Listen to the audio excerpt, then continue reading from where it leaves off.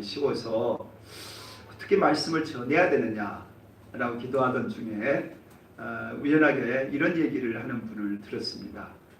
그 성탄을 맞이하는 그 시절로 돌아가서 첫 번째 성탄을 맞이하는 사람들 당사자의 입장에서 한번 생각을 해보면 어떻겠냐, 그 지적을 하더라고요. 그것도 참 의미가 있다. 그러니까 지금 2000년 전 성탄의 밤으로 돌아가서 그 성탄을 맞이했었던 사람 누가 있죠? 제일 먼저는 아기일 수 있겠죠. 그 다음에 어머니와 아버지도 있고, 또 짐승들도 있고, 또 목자도 있고, 동방박사들도 있고 있잖아요. 또 헤롯과 같이 예수를 잡아 죽이려고 하는 사람도 있단 말이죠. 그 사람들은 성탄을 어떻게 맞이했을까, 어떻게 생각했을까, 그렇게 묵상해 보는 것도 좋겠다라는 마음이 들었어요. 그래서 오늘은 그의 아버지이자 친아버지가 아닌, 아버지면서도 아버지가 아닌 요셉에 대한 입장에서 이 성탄을 살펴보고자 합니다. 내일은 이제 어머니 마리아를 살펴보고자 합니다. 요셉은 예수의 아버지면서도 아버지가 아니에요. 무슨 소린가? 자기가 낳은 아들이 아니잖아요. 근데 법적으로는 또 아버지예요. 그리고 실제로 아버지 노릇도 했어요. 그리고 그 아버지가 없었다면 요셉은 사실 존재하지 않을 수도 있어요. 그러니까 아버지보다 더 소중한 아버지임에도 불구하고 직접 낳은 자식은 아니란 말이죠. 그런 점에서 이 아버지, 제가 쭉 읽어가려고 하는데 혹시 지루하실지 모르겠습니다. 나 그때의 이 요셉의 심정으로 돌아가셔서 한번 살펴보시면 좋겠습니다. 제 이름은 요셉입니다. 아버지 야곱은 저를 요셉이라고 이름을 지어주셨지요. 저의 아버지 야곱은 우리 민족의 조상이었던 야곱과 같은 이름입니다. 할아버지 맏단이 아버지의 이름을 야곱이라고 이름을 지어주신 것입니다. 할아버지가 아버지의 이름을 야곱이라고 지어주셨을 때 아마 남다른 그런 의미가 있으셨을 겁니다. 야곱이란 이름이 갖고 있는 중차대한 엄중한 의미가 있기 때문입니다. 야곱은 우리 조상 야곱이라는 이름입니다.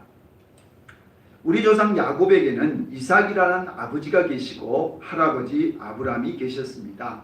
그러니까 우리나라는, 우리 민족의 시조는 할아버지는 아브라함이라고 할 수 있습니다.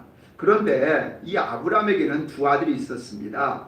이삭이라는 적자가 있었지만 서자 이스마엘도 있었습니다. 그러기에 아브라함 자손, 그러면 우리 민족도 있지만 이스마엘 족속까지 포함이 됩니다. 또한 아브라함의 아들 이삭에게는 에서와 야곱이라는 쌍둥이가 있었습니다. 큰아들이 에서였는데요. 이 에서는 에돔 나라의 민족의 조상이 되었고, 둘째 아들이었던 이 야곱에게서 우리 민족 이스라엘이 나온 것입니다. 그러니까 아브라함도 조상이고 이삭도 조상이지만 실질적인 조상은 야곱이라고 할 수 있습니다. 이 야곱 할아버지에게는 12아들이 있었죠. 지금 우리나라를 구성하고 있는 12지파가 바로 이 야곱에게서 나온 것입니다. 우리 가문, 유다 가문은 그 12가문 중에서 제일 유명하고 뼈대 있는 가문입니다. 유다 지파의 수령 유다는 야곱의 네 번째 아들입니다. 근데 네 번째 아들이 어떻게 해서 가장 유명한 지파의 수령이 될 수 있었을까요? 유다는 그의 후손 중에 다윗 왕이 있습니다. 그리고 이 다윗은 유다 가문을 가장 빛낸 왕입니다. 그리고 왕이었으니까 당연히 우리 가문은 왕가의 가문일 수밖에 없습니다. 우리는 가장 강력한 유다 지파에 속하고 우리 조상 또한 왕가의 가문입니다. 21세기를 사는 여러분들에게 족보는 별로 중요하지 않죠. 그렇지만은요, 2000년 전의 족보는 매우 중요했습니다. 여러분의 나라에도 이시조선이라는 나라가 있잖아요. 그것은 전주 이시에서만 왕이 나왔다는 뜻입니다. 500년 동안 왕이 전주 이시 한 가문에서 나왔다는 거죠. 그러니 왕의 후손이라고 하는 자부심이 매우 컸겠죠. 여러분 밀양박씨나 김혜김씨 들어보셨죠? 이들도 자칭 왕손이라고 자랑을 합니다. 심지어는요, 제주도 고씨는 탐나국의 왕손이라고도 주장을 하니 조상들을 내세운다 하는 것은 뼈대 있는 가문이라고 하는 것을 내세우려고 하는 의도가 있겠지요. 조금 곁길로 갔음을 양해 바랍니다. 족보가 중요하다는 걸 말씀드리는 것입니다. 다시 아버지 야곱 얘기를 해보겠습니다. 우리 할아버지 이름이 마단이라고 했죠. 할아버지가 아들을 야곱이라고 이름을 지어주셨고 그 아버지는 또 제 이름을 요셉이라고 이름을 지어주신 것입니다. 야곱에게는 12아들이 있었어요. 그리고 그 중에서 11번째 아들 요셉, 이 요셉이 총리가 된 아들입니다. 그리고 요셉이 총리가 되어서 아버지와 형제들을 살리게 된 매우 출세한 사람이죠.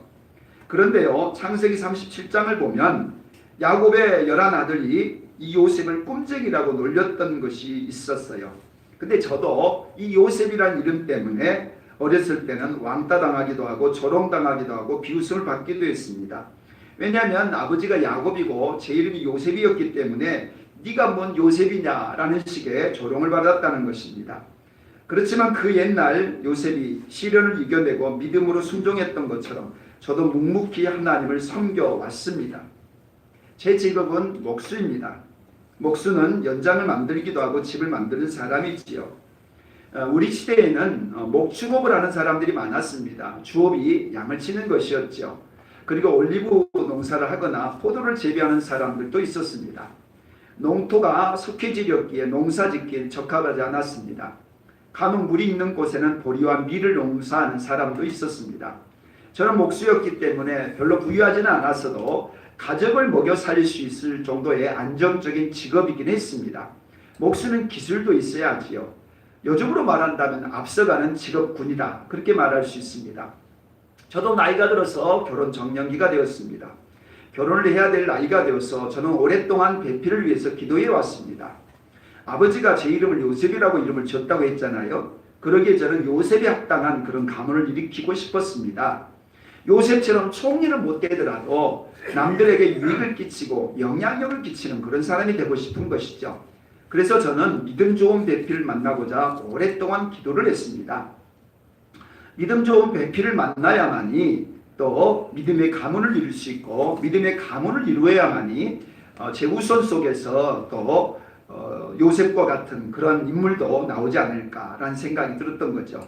근데 마침 이웃 마을에 마리아라는 자매를 만나게 되었습니다. 너무 마음에 드는 것이었어요. 마리아는요, 믿음도 좋았을 뿐만 아니라 행실도 너무 단정했어요. 물론 예쁘기도 했지요. 그래서 동네 여러 남자들이 마음을 두고 침을 질질 흘리면서 쫓아다니기도 했었지만 마리아는 저를 남편으로 선택해 주어서 너무 기뻤죠. 우리 시대에는 결혼하기 전에 정혼이라는 제도가 있었습니다. 서로 가정을 세우기 위한 준비 단계로서의 약혼이라고 하는 것이죠. 대개 1년 전에 정혼을 했었고 그 1년 동안 우리는 준비했던 것이죠. 신랑은 집을 준비했고요. 신부는 혼숙감을 준비하고 있었습니다. 물론 이 기간 동안 우리는 서로 순결을 지켜야 했습니다. 그리고 결혼 예비 단계였지만 구속력이 있었습니다. 만일 이 기간 동안에 다른 남녀를 만나 음행을 하게 된다면 그것은 간음이고 간음은 돌로 쳐서 죽여야만 했었던 것이죠. 무시무시하죠. 결혼식을 치르지는 않았어도 부부로 간주를 했던 것입니다. 그러기에 부부 이외의 성관계는 모두 죽이라고 하는 율법을 철저하게 지켰던 것이죠. 우리 시대는 21세기의 대한민국과 많이 달랐습니다. 여러분의 대한민국은 결혼 전에 성관계를 갖는 것이 너무 일상화되었다고 들었습니다. 심지어 결혼 대상자가 아님에도 성관계를 먹는 것을 법으로 처벌했었던 간통죄도 폐지되었다고 들었습니다. 이혼도 다반사로 이루어지고 결혼하지 않는 젊은이도 많다고 들었습니다. 더더군다나 회개망치가 한 것은 남자끼리도 결혼한다네요. 아니 여자끼리도 성관계를 맺는 동성애가 점점 많아지고 있다는 얘기를 들었습니다. 그들은 숫자가 점점 많아지다 보면 간통죄를 폐지한 것처럼 이제 동성혼도 합법화시켜달라고 주장하겠지요. 정말로 상상 못한 일입니다. 2000년 전 유대 사회는 이런 일들은 상상도 못할 일이죠. 사실 저는 결혼했지만요, 손도 제대로 못 잡아봤고요. 키스요, 언감생심이죠. 몇 달 전 약혼식을 했던 날이 생각납니다. 그날 저는 너무 행복했지요. 구름 속을 떠돌아다닌 것처럼 꿈이 부풀었습니다. 하루빨리 아내를 맞아서 행복하게 살고 싶었습니다. 그리고 무엇보다도요, 저는 아들을 낳고 싶었거든요. 제 아버지 야곱이 저를 요셉이라고 이름을 지어주었잖아요. 그러니 저도 요셉의 아들인 제 아들만큼은 잘 키우고 싶었습니다. 물론 모든 부모님의 기대가 크지요. 저도 자식을 낳게 되면 나라의 큰 일꾼이 되어지고 하나님의 신실한 종으로 키우고 싶은 마음이 컸습니다. 아내가 될 마리아를 그리워하면서 그렇게 한 3개월 정도 약혼하고 지났을 때였습니다. 갑자기 마리아가 집을 떠나서 사촌 엘리사벳 집에 가겠다라는 것입니다. 약혼하고 한 3개월 정도 지났을 때였습니다.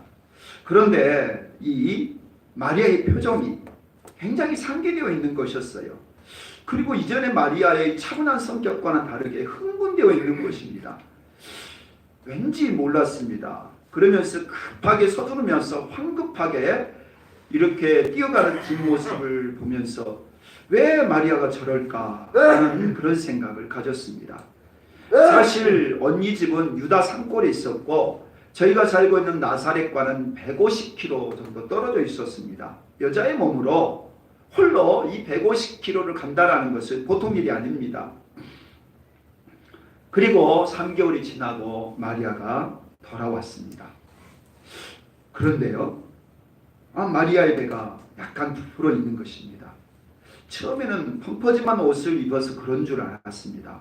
그런데요, 쳐다보고 또 쳐다보았는데 분명히 배가 튀어나오는 것이었어요. 임신한 몸매였습니다. 더더군다나 음식을 먹을 때 보면 토하는 것을 보니까 진짜 임신하는 게 분명했습니다. 저는 그 모습을 보고서 너무나 충격을 받았습니다. 하늘이 캄캄해지고 진짜 땅이 꺼주는 줄 알았습니다. 세상에 믿을 사람 아무도 없다고 하더니 어쩌면 마리아가 그럴 줄이야 상상도 못했습니다. 3개월 만에 임신하고서 제 앞에 나타났으니 저는 분노로 밤을 지새웠습니다. 너무 흥분해서 잠이 오지 않는 것이었어요. 도대체 이걸 어떻게 할까? 이 배신감으로 너무너무 괴로웠습니다. 저는 마리아를 너무 사랑했습니다. 진짜 믿었습니다. 다른 여자들이 뭐라고 해도 마리아만큼은 순결하고 깨끗한 여자인 줄 알았습니다. 그리고 마리아와 가질 그 황홀한 첫날 밤을 꿈꾸면서 손꼽아 기다렸습니다. 그런데 저를 이토록 속일 줄이야 상상도 못하는 일이었습니다. 내가 모르는 임신을 하고 왔다는 것이 너에게는 너무 충격적이었습니다.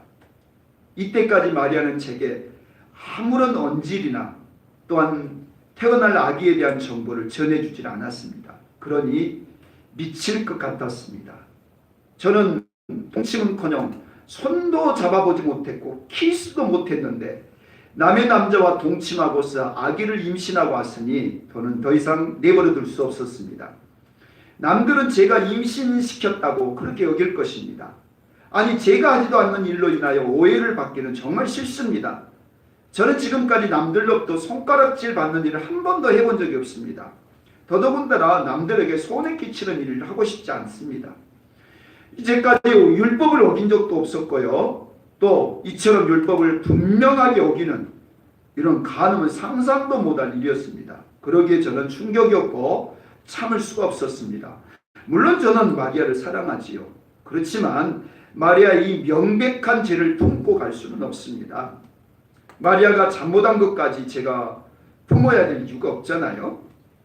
마리아가 무슨 짓을 했는지 어떤 남자를 만나서 그랬는지 저는 모르겠습니다. 그러나 마리아가 한 행동이잖아요. 마리아가 책임을 져야죠. 저는 여기서 끝내려고 합니다. 마리아는 아무런 말을 해주지 않았습니다. 그때까지 아무 말을 하지 않는 마리아가 정말 속상하고 밉기도 했습니다. 차라리 저한테 예언하고 잘못했다고 얘기하면 용서라도 해주겠는데 뻔뻔스럽게 아무 말도 안 하고 시침을 쭉 떼고 있으니 마음속으로 너무 부글거렸고 도저히 참을 수가 없었습니다. 얌전한 고양이가 부뚜막에 먼저 올라간다고 하잖아요. 그러니 마리아는 정말 위선적인 그런 사람처럼 여겼습니다. 그런데요, 지금 생각해 보니까 그때 마리아가 말해주지 않는 것이 참으로 지혜로운 것 같습니다. 만일 그때 마리아가 사실이라고 하면서 저에게 했다 하더라도 저는 못 믿었을 것입니다. 마리아가 이미 사고 쳐놓고 나서 거짓말을 한다고 도리어 비난하고 욕을 했을 것이고 아마 더더욱 화를 냈을지 모릅니다. 그만큼 저는 마리아에게 일어난 일을 믿을 수가 없었던 것입니다. 몇 날을 며칠을 불멸의 밤을 지새우고 기도를 하고 몸부림을 쳤지만 저로서는 이 상황을 어떻게 해볼 도리가 없었습니다. 그래서 파혼하기로 결정했습니다. 파혼은 마리아의 임신이 제 책임이 없다는 표시입니다. 물론 마리아는 가늠한 여인으로서 처벌을 받게 될 것입니다. 남편 된 내가 내 아이가 아니라고 했으니 다른 남자의 아이일 것이 뻔하고 마리아는 형벌을 피할 수가 없습니다. 그것은 마리아가 돌에 맞아 죽을 수도 있다는 거죠. 마리아를 사랑하기는 하지만 마음에도 없이 마리아의 지혜를 품고 갈 수는 없습니다.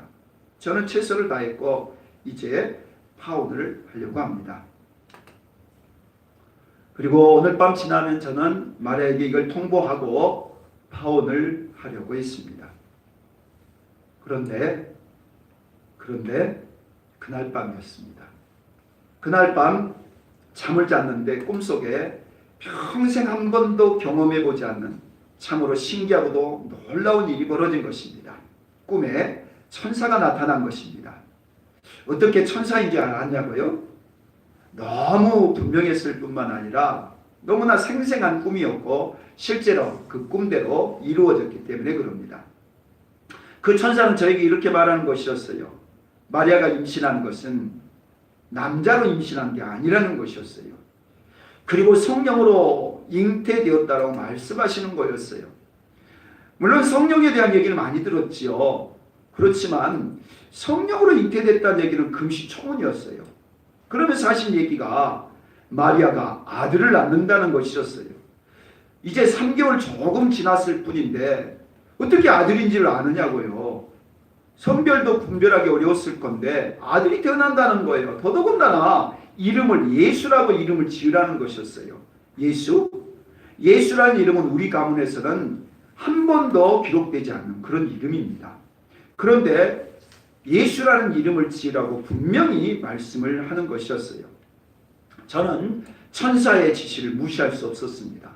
왜냐하면 너무 확실했고 분명했기 때문입니다. 만일 제가 그 꿈대로 하지 않으면 저에게 무슨 일이 있을 것 같았어요.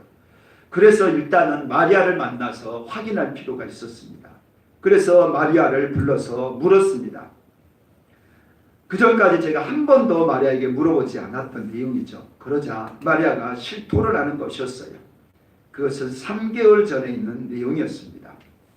마리아는 3개월 전에 기도를 하다가 천사를 만났답니다. 그리고 천사가 하는 얘기가 이제 성령으로 아들을 낳을 거라는 그런 얘기를 들었다는 것이에요. 그러면서 하는 얘기가 그 아들의 이름을 예수라 그렇게 하라고 했다는 거예요. 예수?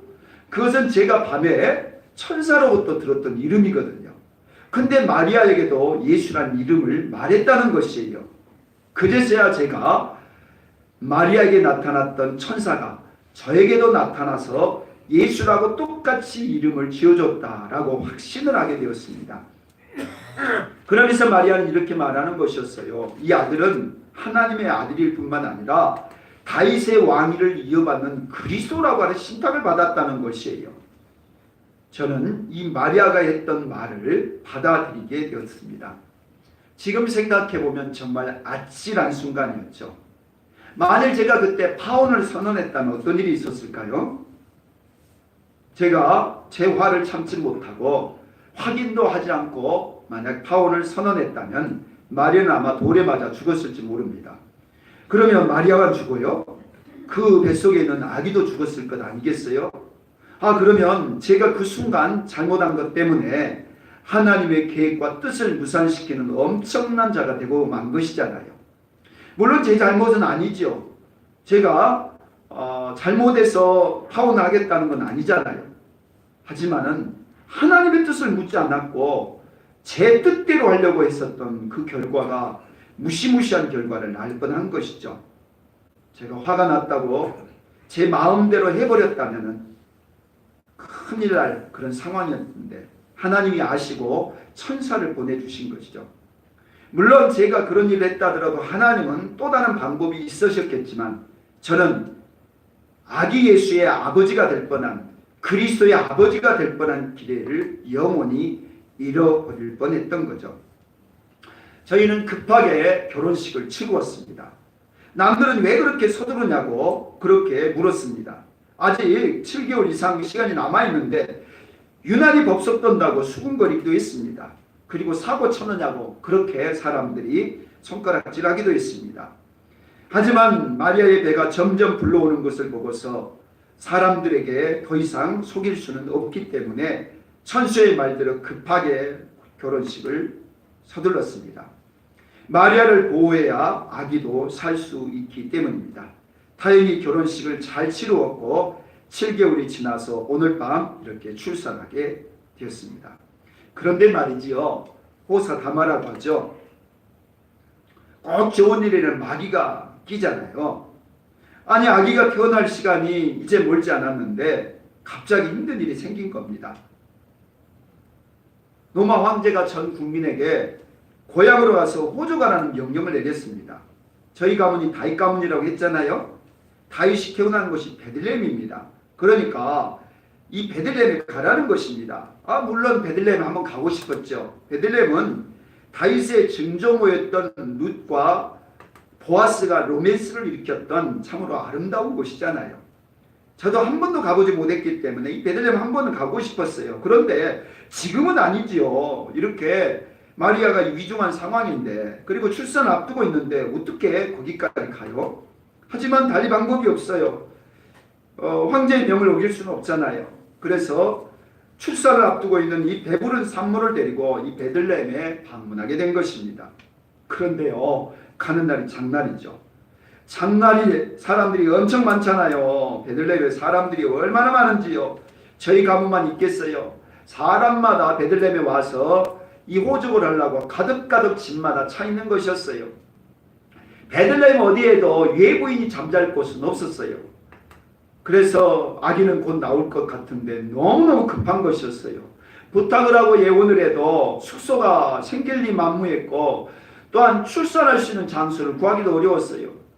그 비좁은 방 안에 많은 사람들이 있는데 거기서 어떻게 출산을 해요? 설령 여관 안에 방이 있다 하더라도 불가능했어요. 그런데요, 우리 처지를 딱하게 여겼던 주인 하나를 만났어요. 그리고서 출산 장소로 준 곳이 이 마구간이에요. 마구간은 말들이 있고 소똥냄새, 말똥냄새, 냄새가 나는 곳이었지만 아무 다른 사람이 없기에 출산하기에는 최적의 장소였어요. 간신히 마리아를 누웠습니다. 안정을 취했더니만 금방 진통이 왔고 드디어 기다리는 아들이 태어난 것입니다.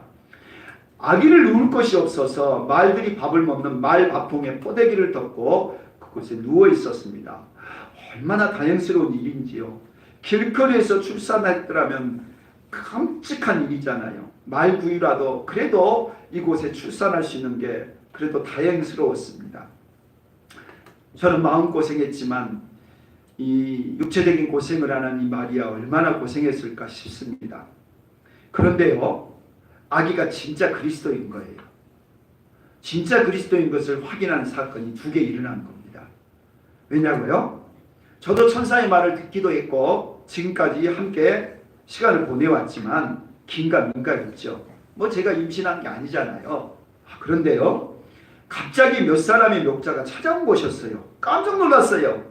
아니 우리가 있다라는 걸 아무도 모르고 있는데 그 몇 사람의 목자가 찾아와서는 이런 얘기를 한 것이었어요. 태어난 아기가 그리스도요 주님이라고 하는 것이었어요. 그들이 이 하늘에서 천사들이 나타나는 걸 봤다는 거예요. 그리고 천사들이 그렇게 이야기했다는 겁니다. 그러면서 하는 얘기가 천사가 이렇게 말했다는 거죠. 너희가 베들레헴에 가면은 강보에 쌓여 구유에 누인 아기를 보게 될 것인데 바로 그분이 메시아요 너희들이 기다리던 하나님의 아들이라 했다는 거예요. 근데 그들이 와서 보니까 진짜 말 구유에 아기가 누워있는 것이었어요. 그리고서는 그들이 엎드려 경배를 하고 하나님을 찬양했던 것이죠. 목자들이 그렇게 돌아갔습니다. 그런데 얼마 되지 않아서 또 박사라는 분들이 방문한 것이었어요. 이분들은 먼 나라에서 왔다는 거예요. 동방에서부터 별을 보고 찾아왔다는 겁니다. 그러면서 하신 얘기가 유대인의 왕이요, 이스라엘의 목자요, 인류의 구원자라고 하시는 것이었어요. 그리고서는 그분들은 자신들이 준비해온 세 가지 예물, 황금, 유황, 몰약을 아기에게 드리는 것이었어요. 저희들은 세상에 그런 귀한 보물을 처음 본 것이었어요. 황금도 어마어마했지만 유황, 말로만 들었던 것이에요. 몰약, 정말 귀한 것 아닙니까? 신기하고 놀라운 일이었어요. 아니 어떻게 그 먼 나라에서 별을 보고 찾아오다니요. 더더군다나 그들이 와서 예물을 드리고 또한 예수님이라고 그렇게 경배를 했으니 진짜 그리스도가 맞는 것 아니겠어요? 여러분 예수님이 하나님의 아들로 오심을 믿습니까? 어떤 분들은 그렇게 말해요.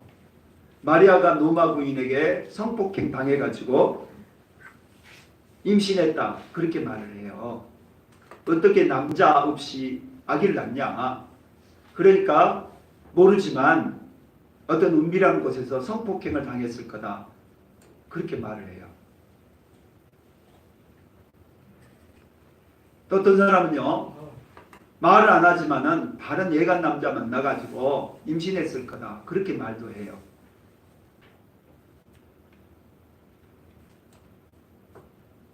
근데요, 제가 바보 멍청이 아니거든요. 제가 멍청해서 마리아를 성령으로 잉태하지도 않았는데 잉태했다고 거짓말하는 마리아를 믿을 것 같아요? 제가 남편이잖아요. 아니 남편인데 내가 믿는다면 여러분도 믿어야 되는 거 아니에요? 저는요, 꿈에서 나타나신